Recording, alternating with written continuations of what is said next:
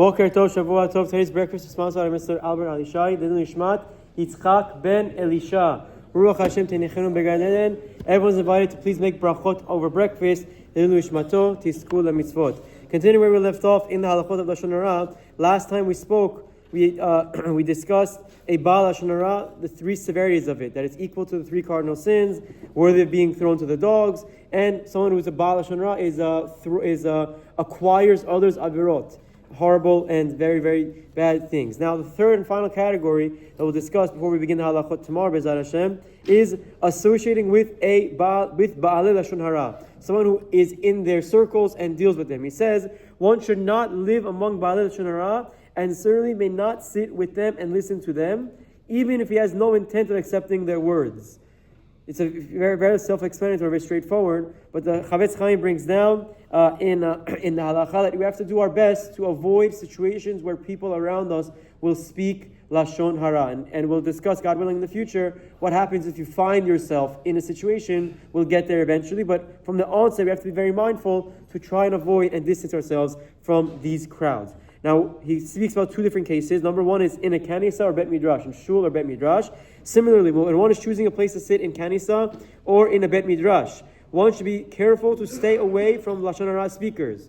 So you have to be mindful, and we know that in this section, in that area, these people sit, and this is what they like to talk about. We have to be smart and be wise about where we're going to sit. Otherwise, not only will he be guilty of Lashon Hara and associated forbidden speech, he will also inadvertently miss out on answering Amen, Yesh Merabah, hearing Chazrat Hashatz, hearing the Torah, different things that we do in Bet Knesset.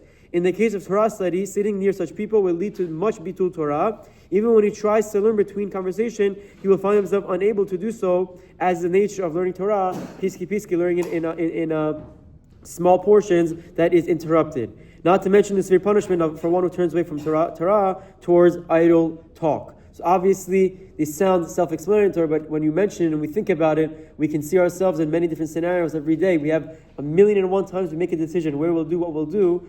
There's an element of being a positive influence. We have to know where is it going to be impossible? Where is it a losing battle? And be smart from the onset not to associate ourselves in those scenarios. And last thing for today, a student who is a Baal Lashon Hara, someone who is a teacher, and his student is in this category, the Chafetz Chaim is very strict. He says, if one is a student who is a Baal Lashon Hara and will not respond to his rebuke, he is required to distance the student from himself. This is a very, it sounds extreme, but this is what the Chafetz Chaim holds. And obviously you have to emphasize, will not respond to the rebuke. If it's a kid is 12 and you tried once and it didn't work, you try again. We're talking about someone who's been with someone for a long time, and you tried again, and he's just constantly speaking Lashon Hara amongst the group, and he's bringing the whole group down. The Chafetz Chaim says that you have to distance yourself from that group. Again, very, very extreme, but the idea for us is less than coming to alienate people, but more understand the severity of the concept of Lashon Hara and do our best to elevate those around us